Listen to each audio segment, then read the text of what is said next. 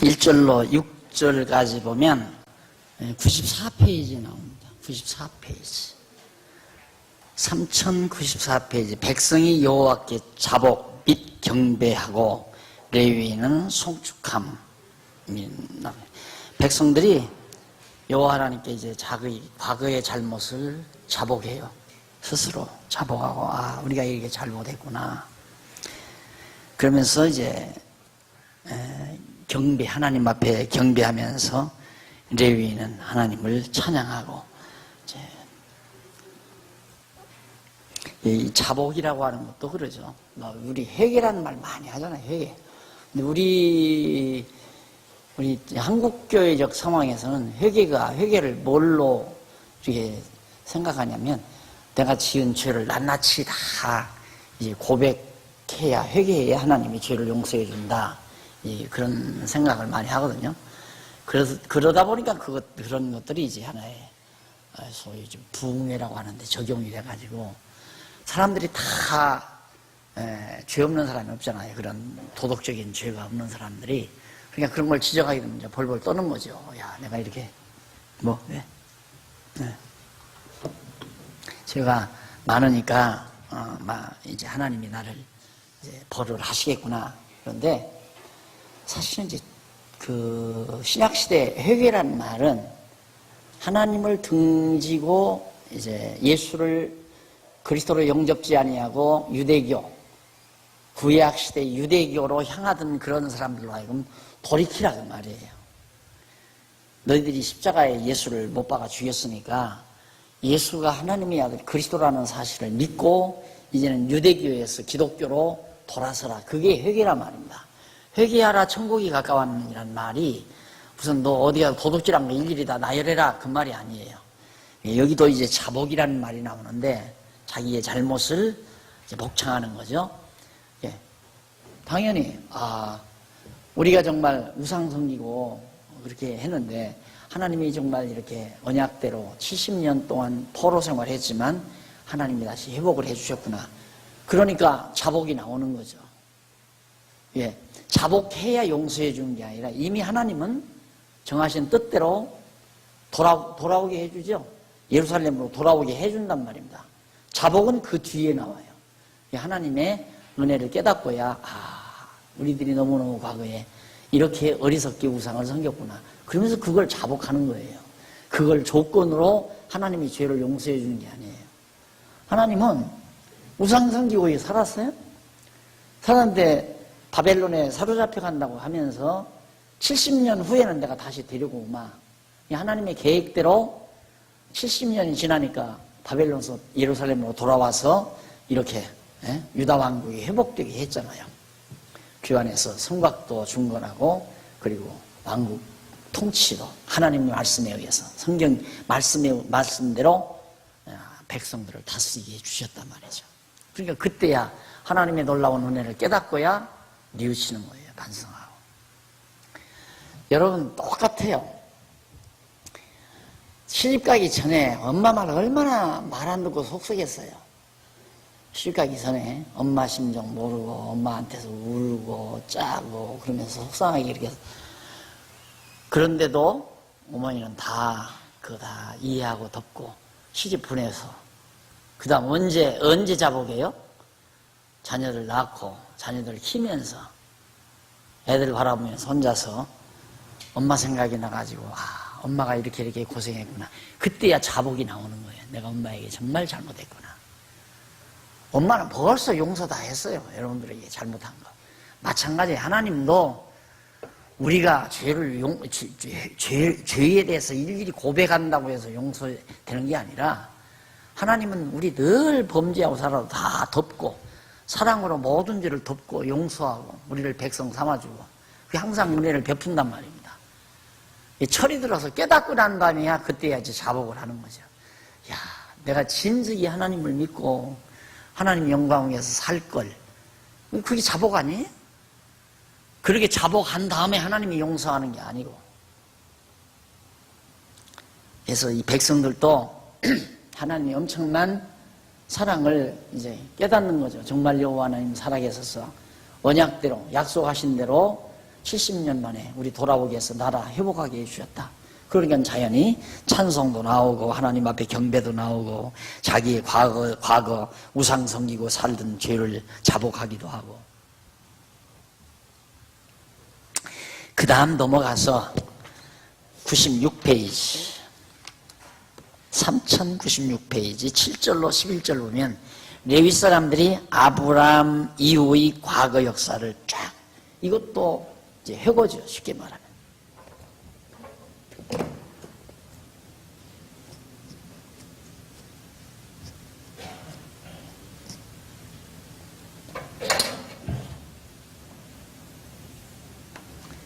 여기가 아브라함, 모세, 다윗,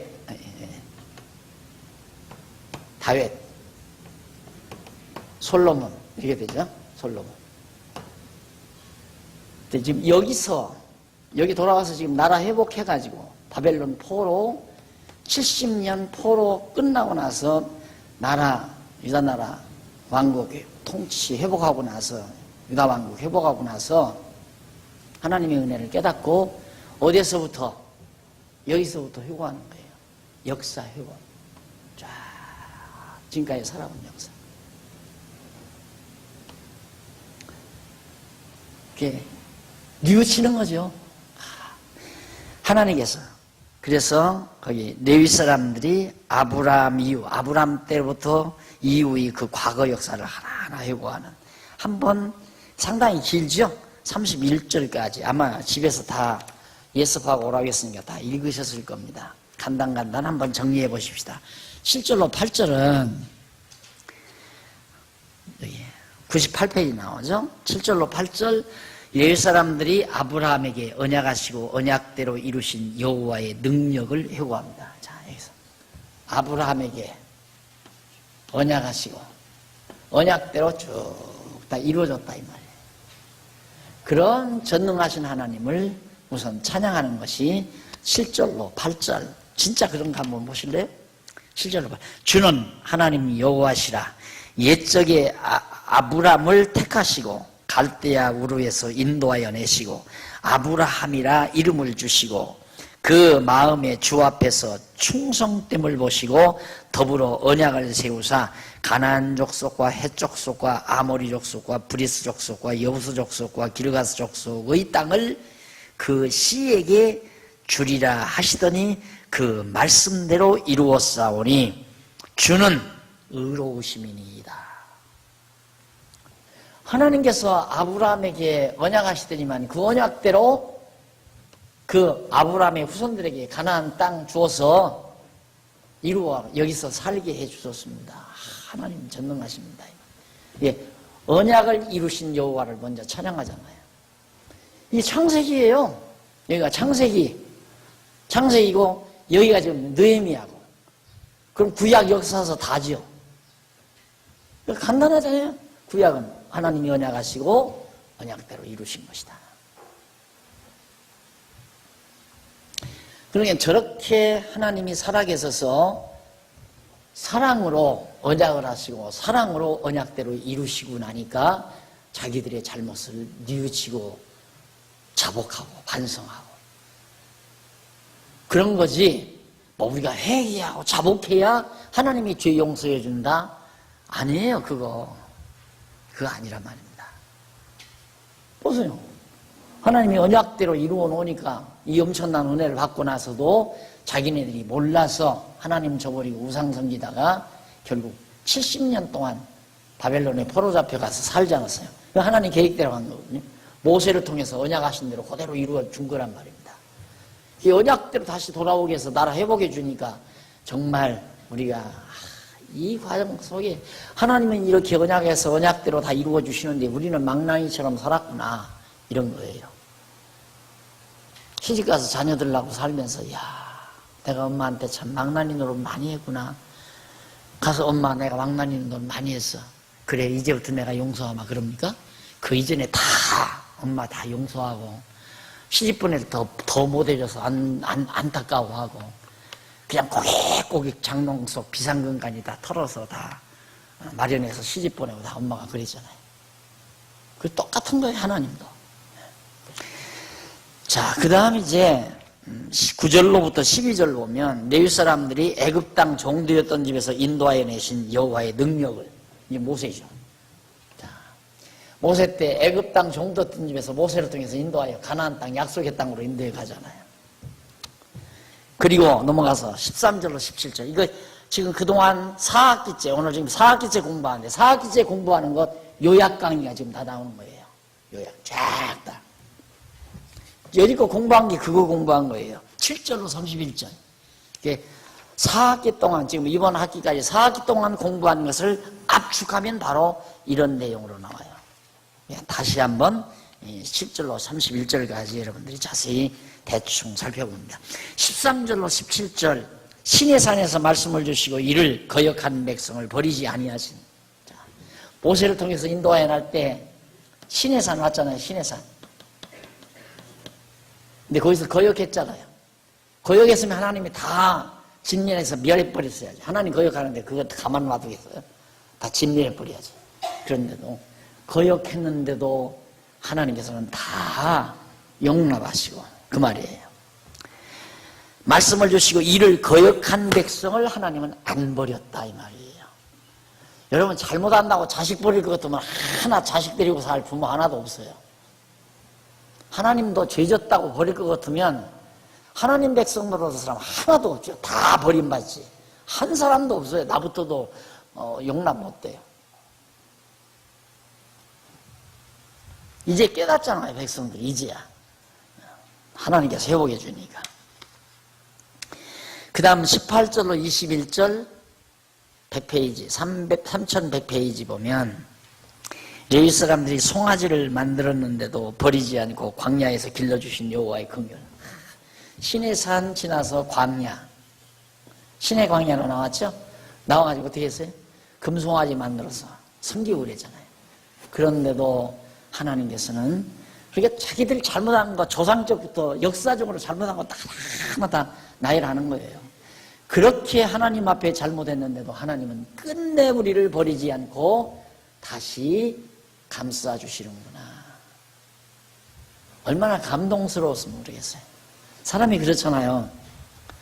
자, 뭐 엄마 예를 들어 아빠나 엄마나 칠순잔치 한다. 잔치 베풀어 놓고 이제 와서 절하라. 막 손님들도 와서 친척들도 와서 하고 절하라 할 때 엄마 아빠에게 절하면서 지난날 다 상기하죠. 엄마 고마워, 아빠 고마워. 내가 그때 엄마 속 쓰겠지. 아빠 속 상하고. 이런 생각 하듯이 하나님의 엄청난 은혜를 받고 나니까 다 자기들의 잘못이 하나하나 뉘우쳐지고 반성해지고. 그렇게 금송아지를 만들었는데도 하나님 우리 안 버렸다. 광야에서 길러주셨다.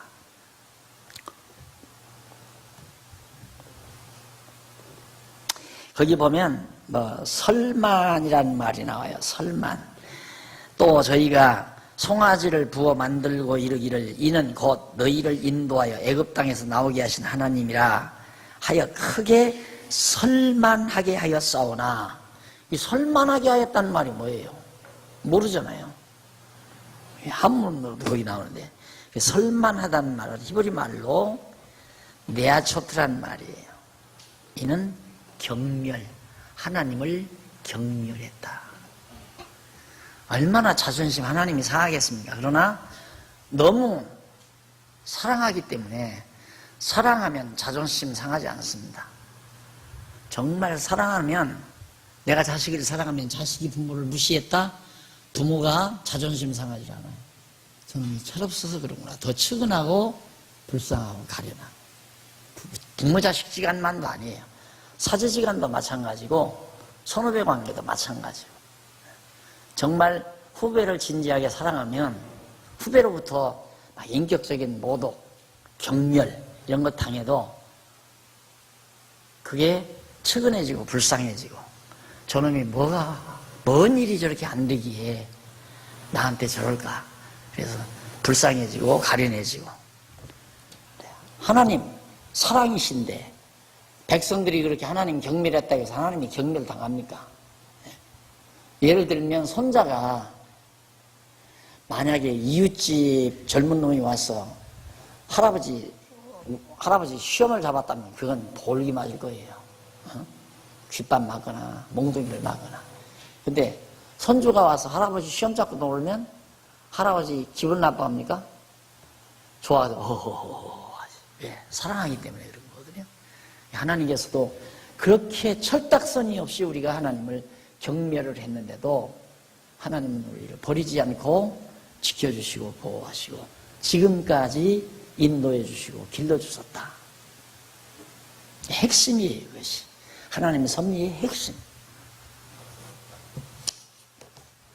22절로 25절 레위 사람들이 땅을 정복하게 하셔서 풍요로운 복을 누리게 하신 여호와. 자, 이렇게 잘못을 했는데도 결국 여호수아, 사울 나오죠? 그러니까 여호수아죠. 여호수아가 가나안 땅 점령하죠? 이게 이제 여호수아 사사기 나와요. 여호수아 사사기. 여기 여호수아 사사기. 그러니까 아브라함 때 창세기, 출애굽기, 레위기, 민수기, 신명기, 여호수아, 사사기. 구약성경 쫙.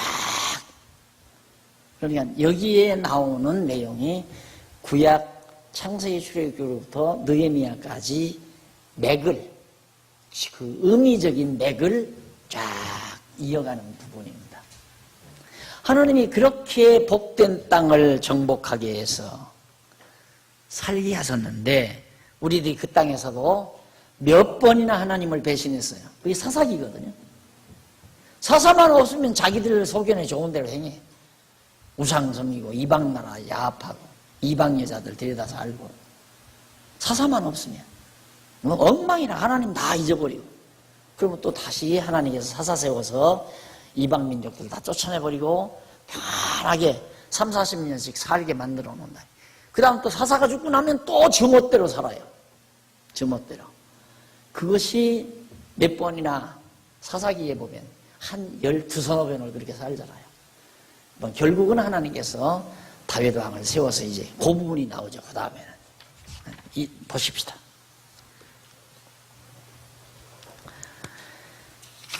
자, 그렇게 정복해서 풍요로운 복을 누리게 하신 여호와 하나님의 은혜를 찬송한다. 그래서 밑에 26절로 31절 밑에서 네 번째 줄 1페이지 3101페이지 레위 사람들이 여러 차례 범죄한 백성을 용서해 주신 여호와 하나님 긍휼하심을 회고하면서 송축하는 내용입니다. 여러 차례 하나님 앞에 범죄했는데도 하나님께서 보호하시고 지켜주셨다.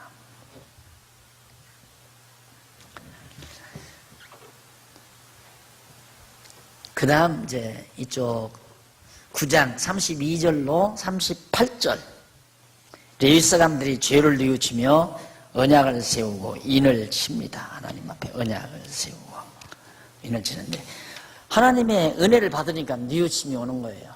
그러니까 이런 거 보면 하나님을 잘 알면 부모들이 자녀 기르는 정석을 알 수 있어요. 자녀를 기르는 정석. 그러니까 대개 이제 유교는 그렇습니다. 유교는 엄구 밑에 효자가 나온다. 그래서 아버지는 엄해한다. 그런데 성경은 안 그래요. 아이를 감동시키는 것은 아이로 하여금 은혜를 느끼게 만드는 겁니다. 그럼 감동을 해요. 은혜를 느끼게. 그러니까 부모가 엉망으로 살면서 자식에게 책망한다면 하나 먹혀 들어가지 않는 거죠. 그러니까 없는 집 자식, 어려운 집 자식이 곁길로 가면 가고 안 가면 또 안 가요. 어려운 집 자식. 왜 그러냐면 아침에 학교 갈 때 용돈을 줄 때 그 돈이 아버지가 어제 봉사판에 가서 돈 벌어가지고 6만 원, 7만 원 받아가지고 꼬깃꼬깃 넣고 2, 3만 원 가지고 시장에 가서 동태 사오고 그렇게 해서 아침 식사 먹고 있는 돈에서 때 묻은 돈 꺼내주는 걸 아들이 본다 이 말이죠. 그때 자꾸 느끼는 거야. 아버지가 나를 저렇게 사랑하는구나. 가면 갈수록 이제 쨍한 마음이 오는 겁니다. 그럼 누가 공부하라고 해서 하는 게 아니에요. 내가 어떻게 하면 어머니 아버지를 편히 모실까? 내가 어떻게 하면 어머니 아버지를 기쁘시게 할까? 이 생각 가지고 열심히 합니다. 오늘 우리도 마찬가지. 신앙생활도 그렇게 성도들을 양육을 해야 돼요. 자꾸 성도들로 하여금 하나님의 은혜만 깨닫게 해주면, 성경 가르치면 은혜 지금 여러분 이렇게 보니까 하나님의 은혜 자꾸 느껴지잖아요.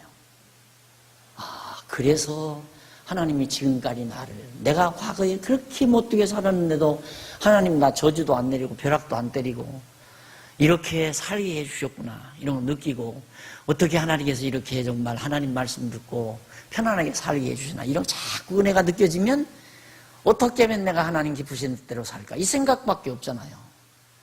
그러다 보면 삶이 건실해지고 하나님 선하신 뜻대로 살고자 하는 마음이 생기고, 그러면 그렇게 살면 살수록 기쁜 거죠. 명절날이 왜 정말 난립니까? 대부분 우리나라 자녀들이, 시골에 부모가 살아계신 자녀들은 명절에 꼭 가고 싶어 합니다. 왜? 그날만이라도 어머니 아버지 즐겁게 해드리고 싶어서. 그렇게 즐겁게 해드리고 싶었. 그런데 그것도 가난한 집 자식은 순수해요. 야, 이렇게 속옷 하나, 이제 찬바람 불어오기 시작하니까 속옷 하나 사다가 드려도 어머니의 입이 활짝 벌어주시겠지, 즐거워하시겠지, 이 순수한 마음으로 선물 꾸러미 가지고 가요. 그러나 어머니 아버지가 큰 재산, 몇십억 나가는 땅덩어리 다 가지고 있습니다. 그러면 형제들끼리 경쟁이죠. 누가 더 좋은 거 사가지고 가서 어머니 아버지 마음을 뺐느냐. 어머니 아버지 마음을 뺏으려는 것은 10억짜리 돈 전답을 놔줄 건지 형님을 줄 건지, 그것 때문에 아주 살벌한 마음으로 찾는 거죠. 자식은 은혜 속에서 길러야 돼요. 푹 사랑에 배어 자라도록 자식을, 부모의 사랑에 깊이. 근데 우리는 너무 부모가 자식을 사랑하면 자식이 예를 들어 유약해진다고 천만의 말씀이에요. 그 대신 철저히 부모가 희생적인 사랑을 자식에게 보여줄 수 있는. 그런데 부모가 흥청망청하면서 사랑하는 듯 하는 건 배우는 거 그거밖에 없어요. 그러니까 이놈도 흥청망청 살려고 하는 거죠. 그래서 부자가 자식 기르기가 참 힘든 법입니다. 정상적으로 기르기가. 왜?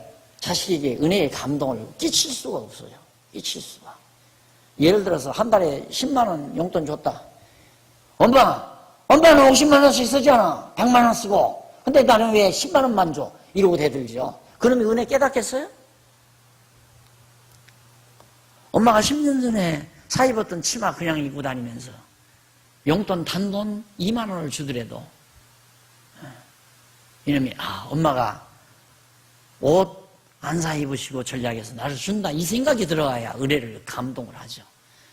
감동시키는 일이 가장 중요한 일인데, 인간이 인간을, 부모가 자식을 감동시키는 일도 사랑의 힘이듯이 하나님도 우리 인간을 감동시켜서 우리를 당신 백성 삼아가지 공갈 협박쳐서 삼아가는 게 아니에요. 너 안 하면 죽인다, 지옥 보낸다, 너 충성 안 하면 벌 준다, 네 사업 싹 사거리 망하게 한다, 그런 형편없는 강도떼 같은, 그런 불량배 같은 그런 하나님 아니라 말입니다. 끝도 없고 상상도 할 수 없는 엄청난 사랑의 화신이에요. 하나님은 온전히 사랑으로 뭉쳐져 있다 이 말입니다. 그러니까 지금 그걸 고백하잖아요. 하나님이 아브라함, 이 우상장사 아들 아니에요. 우상장사 아들. 그런데도 하나님이 아브라함 불러서 내가 너로 하여금 이렇게 해주마 하더만 그 언약대로 다 이루어서, 그런데 그 언약대로 이루는데 그동안에 우리가 얼마나 잘못했는데, 우상도 섬기고 하나님도 배신하고 별짓 다 했는데도 하나님께서는 다 우리를 덮어버리고 오늘까지 보호하시고 지켜주시고 인도해 주셨다. 지금 그렇게 자백하는 거예요. 지금 이 내용이 그 하나님이에요. 우리가 그러니까 생각만 해도 뭉클뭉클 해야죠.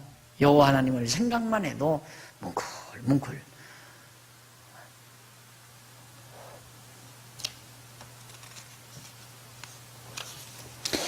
10장 1절로 27절 보면 견고한 언약을 세워 기록하고 인친 지도층들의 명단이 거기 나옵니다.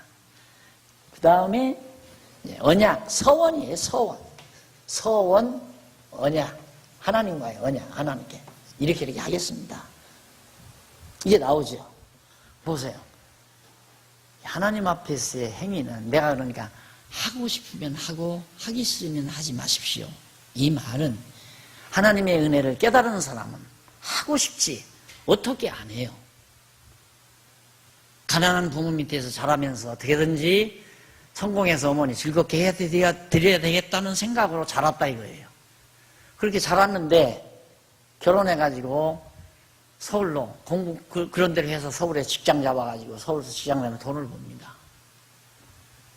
딸은 딸대로 그런 생각이 있으면 고기 시장 갔다가도 또 한 푼 한 푼 고기 모아서 비상금 만들었다가 남편하고 함께 모아서 친정어머니 또한 시어머니, 시아버지, 친정아버지 다니면서 정말 기쁘시게 해줄 수 있는 선물이라도 마련하고자 하는 마음이 생기잖아요.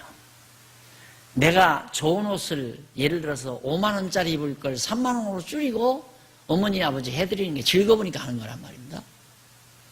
억지로 부모 공경해야 돼 그런 규범에 의해서 하는 게 아니라 감동에 의해서 하는 거예요. 깨달음에 의해서. 그건 하면 할수록 즐거운 거예요. 내 하는 말이 즐거우면 하는 말이 그 말이에요. 어떤 일이나 즐거움이 동반돼야 돼요. 즐거움이 동반되려면 사랑이나 존경심이 동반이 돼야 즐거워요. 존경하는 사람에게 선물하는 것도 즐겁고 사랑하는 사람에게 선물하는 것도 즐겁잖아요. 즐거움으로 한다는 건 내 마음속에 벌써 하나님 앞에 하나님의 일을 한다는 건 하나님께 대한 경외심이 있으니까 즐겁게 하는 거예요. 하나님을 사랑하는 마음이 있으면 즐겁게 하는 거예요. 누가 하라해서 하는 게 아니라 즐거우니까 하는 거란 말입니다. 내가 조금 덜 먹고 덜 쓰더라도 덜 먹고 덜 쓰고 전략해서 하는 것이 더 재밌죠. 더 즐겁고 엄마 이거 1년 내내 내가 용돈 모았거든. 안 좋아도 엄마 기쁘게 받아. 이 할 때 엄마가 감동할 거 아니에요. 엄마가 감동하는 엄마 보면서 딸 자식도 아들 자식도 기뻐하고 즐거워할 거고 풍덩풍덩 해가지고 그냥 주머니 굴러다니는 돈으로 여보 그거 적당히 알아서 사. 10만 원짜리 사고 20만 원 사면 뭐예요? 정성이 안 들어가 있는데.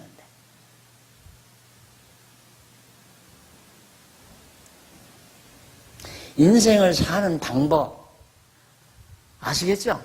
하나님을 경외하고 사는 방법 그 이상은 없어요. 그렇게 사셔야 돼요. 주일날 나와서 여호와의 이름을 찬양하면서 여호와를 찬양하라 시편만 울려 퍼져나와도 가슴이 울먹이고 하나님에 대한 찬양이 나와도 가슴이 울먹이고 주를 위해서 일한다고 하는 것이 즐겁고 그리스도 안에서 사랑하는 자들을 위해서 협력한다는 것이 즐겁고 인생을 그렇게 살다 가면 가장 바르게 가장 정확하게 살다 가는 겁니다. 여러분의 눈에 눈물이 마르면 안 돼요. 벌써 사람이 삭막한 거예요. 비약해서 눈물이 나는 게 아니에요. 내가 그러잖아요. 감동의 눈물을 흘리는 자가 제일 강하다. 약자는 비애의 눈물을 흘리고 살지만 가장 강자는 감동의 눈물이 끊이지 않는다. 강자만이 흘릴 수 있는 눈물이죠. 그런 눈물을 흘리며 사는 사람은 행복하죠. 불행할 이유가 없죠. 그런데 탐하게 젖어가지고 크게 많이 크게 많이 크고 많은 것에 가치가 있는 게 아니라니까요. 하나님의 일을 할 때 큰 일하고 많이 한다는 게 가치가 있는 게 아니에요. 그만큼 내 내면이 담겨야죠. 내가 그러니까 제가 비유 들을자 아마 대프 들으면 다 나올 거예요. 내가 지금까지 살면서 가장 잊지 못하는 선물 하나가 있어요.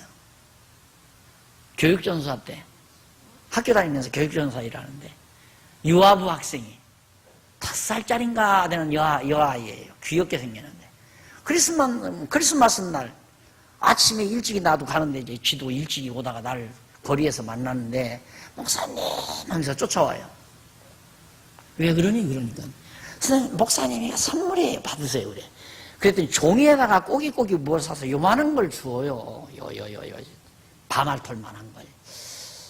그러면서 뭐라고 하냐면, 목사님 이거 지금 펴보면 안 돼요. 집에 가서 사모님하고 꼭 펴보세요. 알았다 그러고 딱 호종에다 넣어놨는데, 예배 드리는데 계속 궁금한 거야 이거.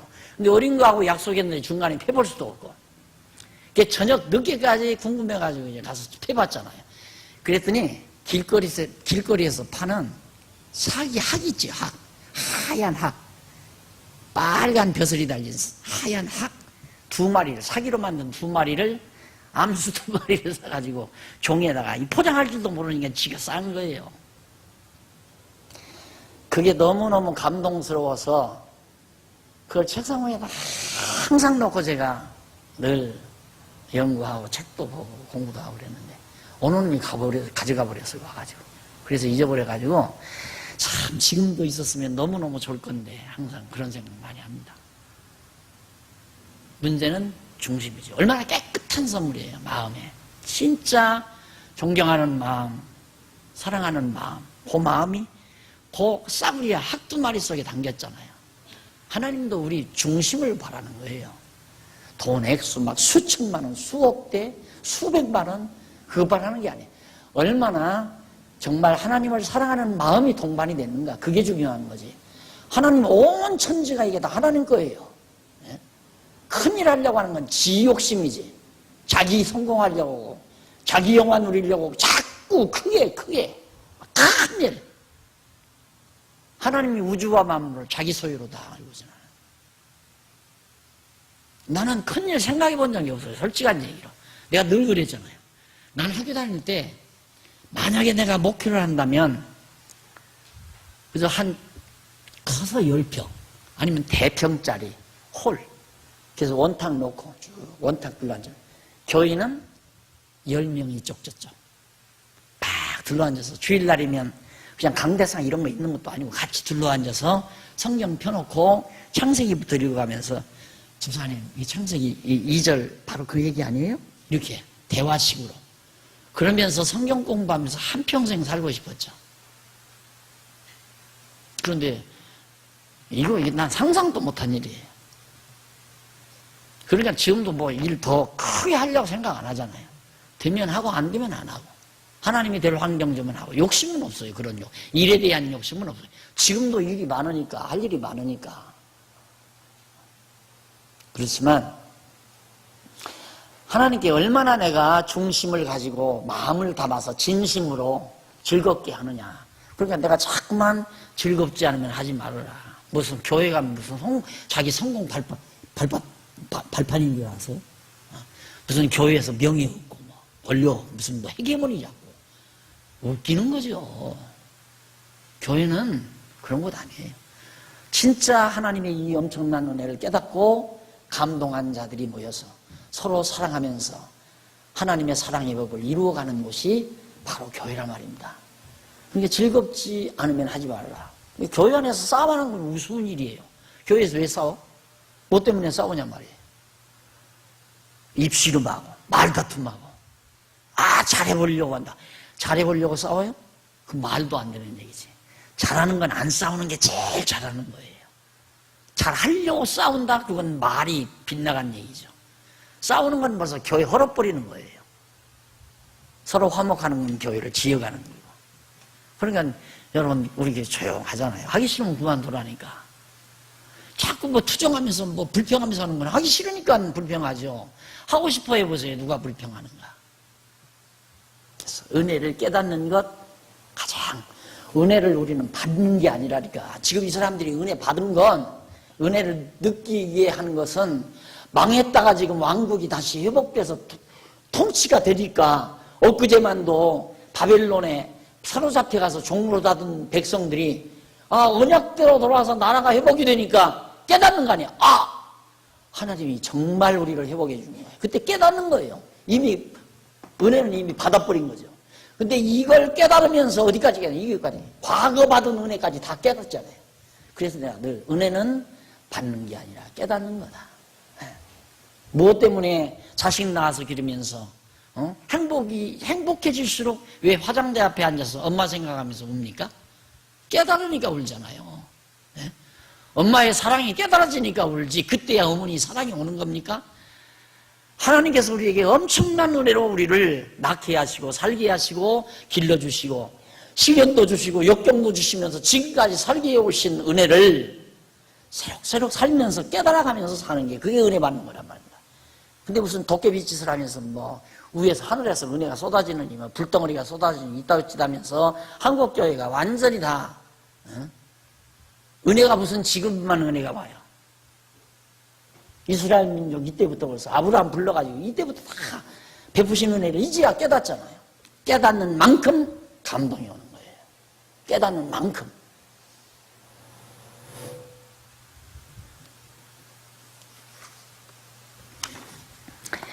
그 다음 넘어가서 그리고 나서 하나님 앞에 막 이렇게 언약을 하잖아요.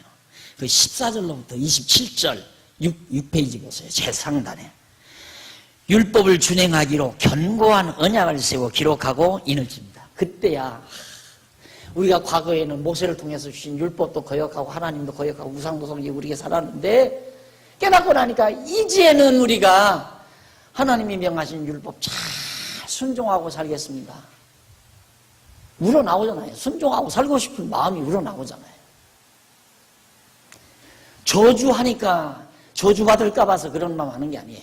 지금 하나님의 은혜를 깨닫고 나니까 야, 하나님 기쁘신 뜻대로 명하신 율법대로 우상 안 섬기고 하나님 잘 경외하면서 살아야 되겠다. 그런 마음이 터져 나오는 거예요. 그때까지 그렇게 생각이 돌아올 때까지 공부만 열심히 하시라. 내가 그렇게 교인들 처음 딱 오면 신신당부하잖아요. 일하려고 하지 말고 봉사하려고 하지 말고 하기 싫은 연보하려고 하지 말고 우선 공부 열심히 하라는 말은 하나님께서 당신에게 베풀으신 은혜가 얼마인지 얼마나 큰가를 깨달으라 그 말이에요. 깨닫고 나면 하고 싶을 때가 온다. 그때 해라.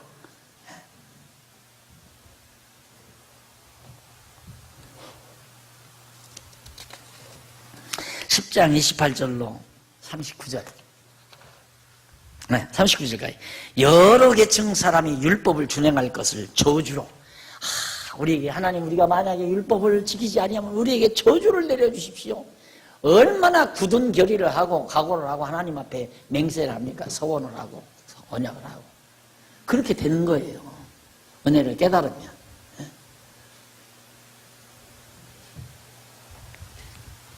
그런데 아직도 불완전하기 때문에 인간은 육신이 있어가지고 또 잊어버려요.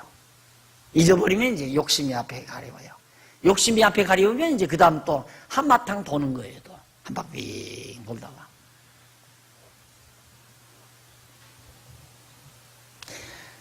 그런 행복을 어디에서 찾아요? 그런 행복감은 아무 데서 찾지 못해. 그 한 번 감동 얻으려고 막 30만원, 40만원, 20만원짜리, 막 VIP석 사가지고 음악 감상실에 들어가고 뮤지컬 구경하러 가가지고 앞자리 좋은 자리 차지하려고 20, 30만원씩 내가지고 사가지고 앉아가지고 잠깐 눈물 한번 찔끔하고 나온다. 그 잠깐 그 감동하고 싶어서. 우리는 그게 아니잖아요. 살아있는 역사예요. 하나님의 엄청난 사랑의 역사. 이런 엄청난 뮤지컬이 어디 있어요? 이런 엄청난 대하 드라마가 어디 있고, 이 엄청난 하나님의 섭리 속에 우리에게 베푸시는 은혜의 감동이 우리의 평생을 감동시키고도 남는 위력이 있잖아요. 우리가 그걸 못 깨달으니까 그러지. 깨달으면 위력이 있다니까요. 가끔 가다가 뭉클해지고 울먹해지고 성경 읽다가도 혼자서 울먹하고 그런 감동이 어디 있어요? 없어요. 음악 감상실에 가서 공연이 졸다만 오는 경우가 많이 있잖아요. 잠깐 감동하고 싶어서. 감동이 오면 장관이라도 그냥 좀 감동 느끼고 나오면 그 다음 끝나는 거죠. 그래서 감동할 때 내가 그러잖아요. 인간이 감동할 때 그때 엔돌핀보다 4,000배가 더 되는 다이돌핀이 솟는다고. 여러분 진짜 욕심 버리고 살아요. 다 잊고 벌써 4학기째 공부하는데 말씀 공부했으면 여기 핵심이에요. 하나님의 엄청난 은혜의 역사, 사랑의 역사를 여러분들이 항상 기억하면서 베푸신 은혜를 생각하면서 깨달으면서 순간순간 감동 속에 살아가는 가장 지혜롭고 현명한 삶입니다. 천없이 사계를 따라서 천없는 녹용 아니라 곤밭바닥 아니라 천없는 걸 먹고 살아도 욕심 부리고 타막 부리고 시기 질투하고 증오하고 하면 별볼이 없어요. 하나님의 은혜에 감동하는 순간 세상에 그 감동이 지속되는데 다이돌핀이 얼마나 솟아나겠는가. 인체에 최고로 좋대요. 다이돌핀이라는 게. 엔돌핀인데 그보다 4,000배가 더 좋대요. 근데 이 말 하면 또 다이돌핀이 솟아나게 하려고 은혜를 깨달으려고 벌써 순서가 바뀌는 거죠. 나는 결과를 얘기하는 건데 그것도 생각하지 말아요. 다이돌핀이 솟든 엔돌핀이 솟든 우리가 하나님의 은혜를 깨달으면 그냥 감동하고 살면 행복하잖아요. 근심 걱정 없고 편안하고 욕심 사라져버리고. 사람의 욕심을 어떻게 버려요? 절대 못 버려요.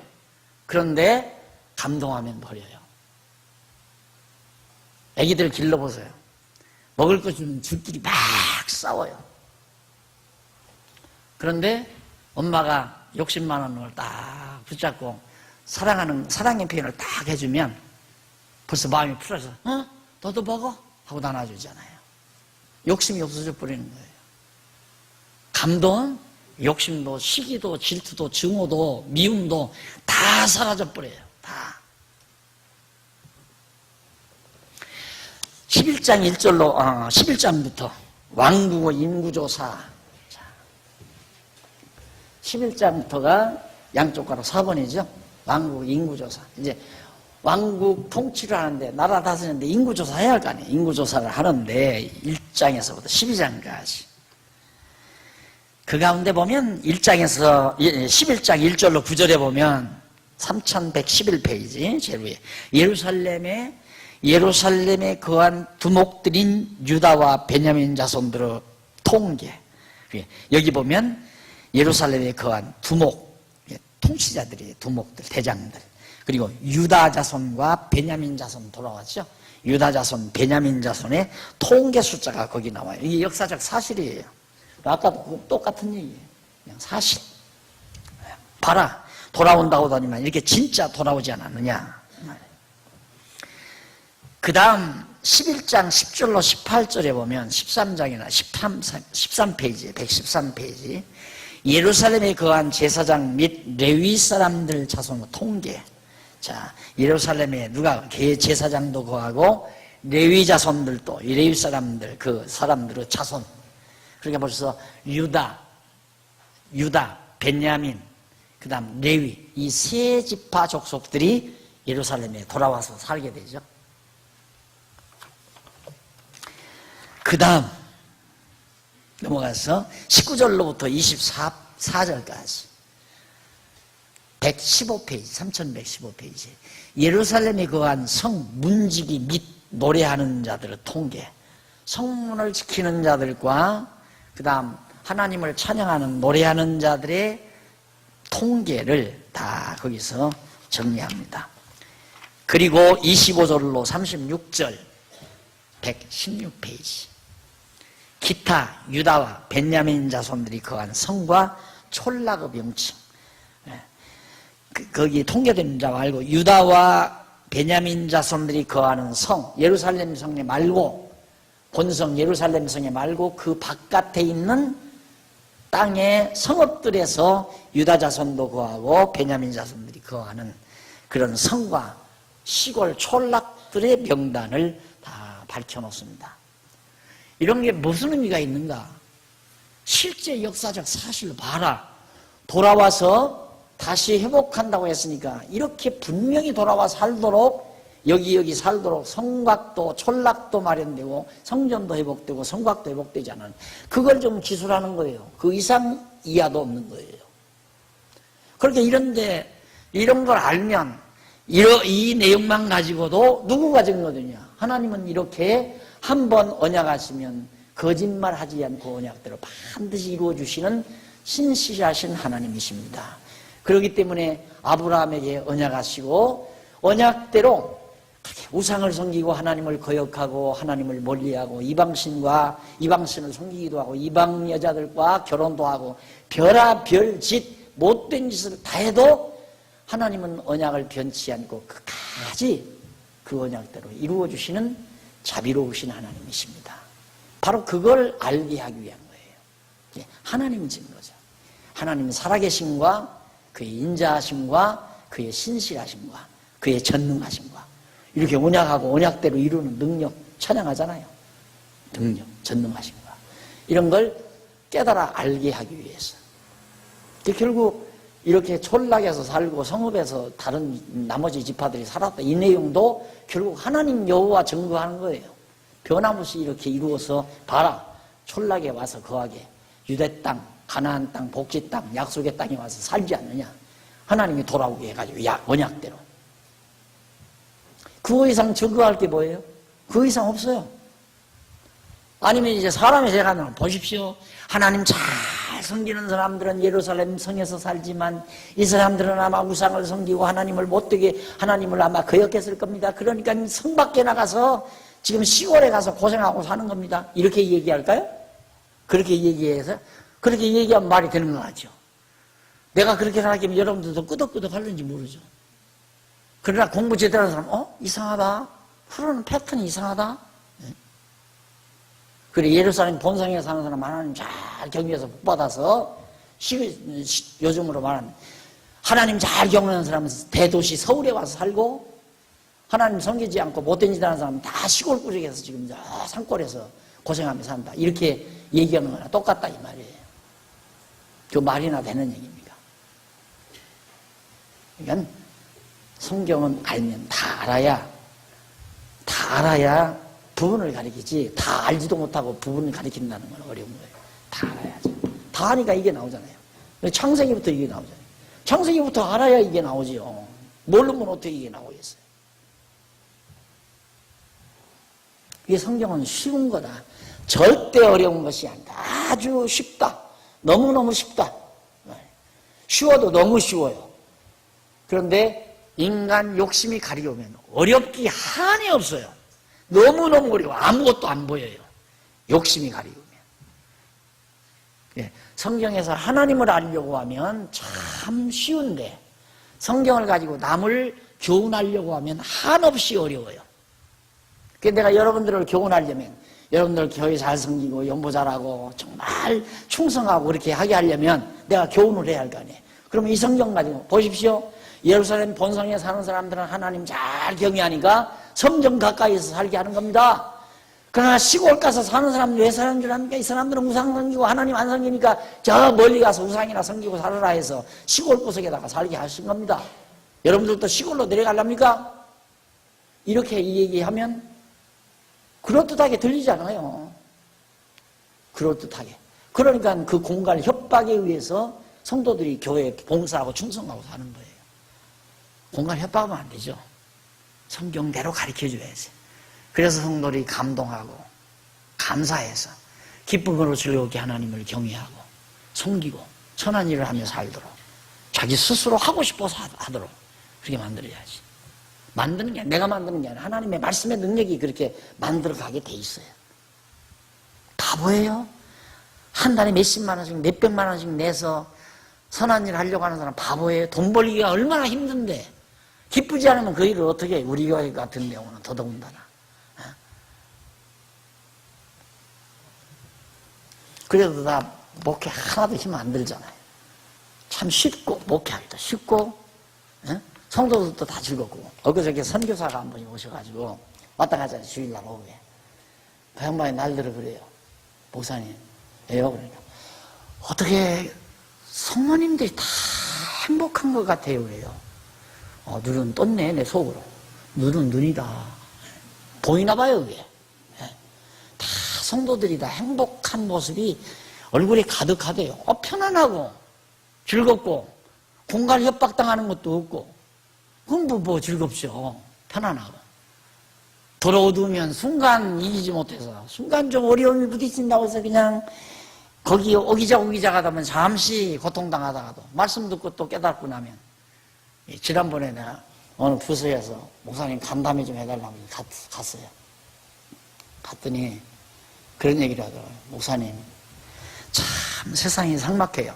이제 60대 가까이 된 사람들인데 이제 뭐 직장에 다 떨려나기도 하고 삭막한데 그래도 주일날 와서 하나님 말씀 듣고 나면 막 힘이 솟습니다.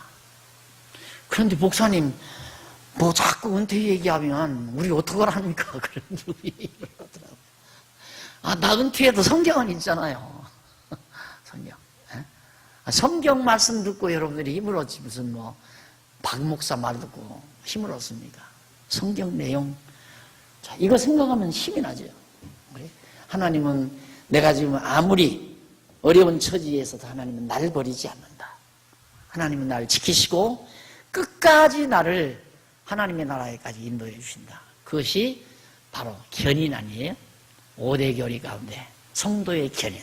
하나님은 끝까지 견고하게 인내함으로 우리를 끝까지 놓지 않고 붙들어 주신다.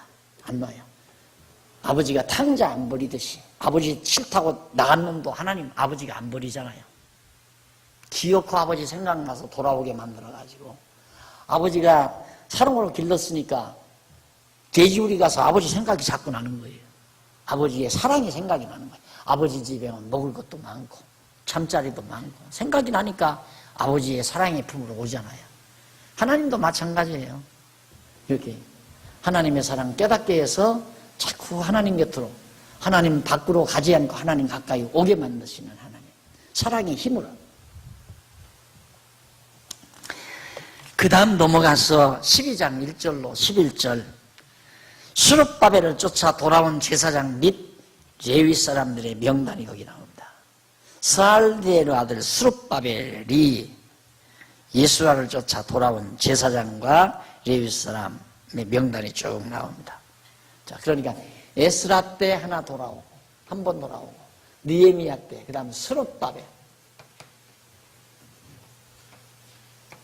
이렇게 해서 바벨론에서 이렇게 자꾸 돌아오는 거예요. 1차로 돌아오고 2차로 돌아오고 이렇게 계속 수룹바벨을 쫓아 돌아온 사람들의 명단 전부가 다 하나님의 언약대로 돌아온다는 얘기예요. 그거 밝히기 위해서 사실 확인을 시키기 위해서 기록해 놓은 거다. 그 다음 12절로 26절 요아낌 때의 제사장과 레위 자손의 족장된 자들의 명단. 요아김은 여호야김 마지막 바벨론에게 마지막 눈 떼면 떼 가지고 포로로 앞에 간 왕이죠. 유다왕. 그때의 제사장과 레위 자손의 족장된 자들의 명단이 쭉 소개됩니다. 그 다음 27절로 43절 21페이지 성곽이 완공되어 백성이 때를 지어 행진하며 즐거워하는 내용이. 자, 예루살렘 성곽이 아까 그랬는데 지웠네요. 예루살렘 성곽이 큰 성곽이 다 완성이 되니까 얼마나 좋겠어요. 이제 하나님이 우리의 산성이시라 그러는데 예루살렘 산성에다가 성곽 다 해놓고 그걸 빙글빙글 돌면서 축제를 하는 거죠. 너무 즐거워서 하나님 앞에 찬양하면서 행진하는 그런 장면이 43절까지 나오고 그 다음 44절로 47절까지 보면 느헤미야가 사람을 세워 예물을 거두 곳간에 쌓게 합니다. 느헤미야가 이제는 뭐 사람을 세워서 예물, 무슨 예물? 하나님 앞에 제사 드리는 예물. 사람들 그거 담당자를 세워요. 지금으로 말 교회 같으면 재직들, 집사님들을 세워서 성도들이 되는 연보를 이렇게 하는 것처럼 구약 시대는 하나님 앞에 제사 드릴 때 제물로 써야지 않아요. 그 많은 예물들 즐기어내는 자들의 예물을 받아서 전부 곳간에다 차곡차곡. 그게 하나님 섬길 준비를 단단히 하는 거죠. 지금도 착각해요. 내가 자꾸 연보에다가 재물을 비유했잖아요. 이런 것도 암암리에 하나의 그건 같은 개념의 비유가 아니라 비슷하다기보다도 그런 우리들이 알기 쉽게 그냥 그 예를 든 거지, 우리가 하나님 앞에 제사하기 위해서 연보낸다는 말은 절대 아닙니다. 오해하지 마시고요. 그 다음 이제 44절로 47절, 느헤미야가 사람을 세워 예물을 거두 곳간에 거둬들이는 쌓아놓는 내용까지를 우리가 지금 살폈습니다. 언약대로 다 이루어졌죠. 하나님께서 모세를 통해서 언약하신 말씀에 의하여 바벨론에 의해서 망하기 전 예레미야 선지자를 통해서 너희들이 바벨론에 사로잡혀 갔다가 70년 후에는 반드시 하나님이 다시 돌아오게 한다라고 예레미야 선지자를 통해서 예언한 대로, 모세의 언약에 근거한 예레미야 선지자의 예언대로 그대로 다 이루어졌죠. 그것은 내가 여호와다. 하나님이 그게 하나님, 내가 봐라, 내가 여호와다. 언약대로 내가 이루지 않느냐. 언약대로 이루는 여호와다. 그것 알게 하려는 거죠. 그거 알았으면 여러분 완전히 안 거예요. 성경을 깨끗이 안 거예요. 야, 진짜 여기 딱 이제 12장까지 딱 끝나고 나요. 아, 진짜 하나님은 여호와시다. 이 말이 딱 여러분의 마음속에 들어오면 공부 잘한 거예요. 4학기 동안. 여기 1학기 때 하고 2학기, 3학기 때 하고 4학기 지금 하는데 공부 더 할 것도 없고 덜 할 것도 없어요.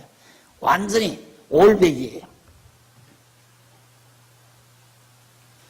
내가 여러분에게 시험 내서 느헤미야 3장 5절을 암기해 써라. 그것 못 쓰면 삐약점 나오는 거 아니에요. 난 그렇게 공부 안 시켜요. 여러분들이 지금 공부하고 나서 야, 진짜 하나님은 여호와, 살아계신 하나님 여호와라구나, 이게 확인이 되면 올백 맞은 거란 말이에요. 성경 더 할 거 뭐 있어요? 하나님 알면 됐지. 하나님 아는 것이 지식의 근본이고, 지식의 근본이 있으면 모든 지식 다 통달하는 거고, 여호와 경외하는 것이 지혜의 근본이면 여호와 경외함으로 모든 명철과 훈계와 교훈 다 나오는 거고, 머리 맑아지고 깨끗해지고 마음이 평안해지고, 더 배울 게 없는 거예요. 그거 알면. 근데 이제 계속 우리가 배우는 건 또 확인하는 거예요. 하나님이 여호와다. 아, 진짜 그렇다.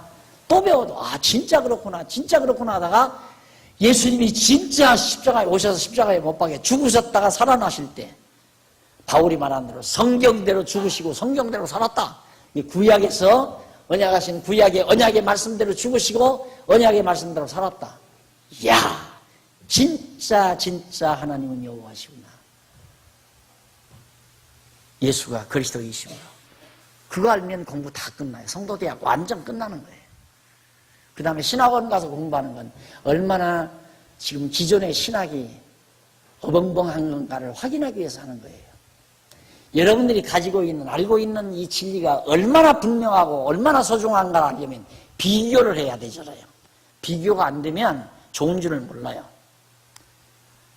여러분들이 미개한 나라에 가서 형편없는 거적대기 같은 데서 사는 사람들을 봐야 비록 10년 전, 20년 전 진 아파트라도 야, 너무너무 좋다 이렇게 느껴지지, 여기서만 살면 새로 지은 아파트면 아이고 구닥다리 같은 거 늘 나쁘다고만 생각하는구나. 똑같은 거죠. 이 기존의 전통적인 신앙 내용을 모르면 여러분들이 알고 있는 이 소중한 진리가 얼마나 값있고 얼마나 소중하고 얼마나 귀한가를 모르니까, 그래서 신학원에 가서 신학 공부를 하는 거예요.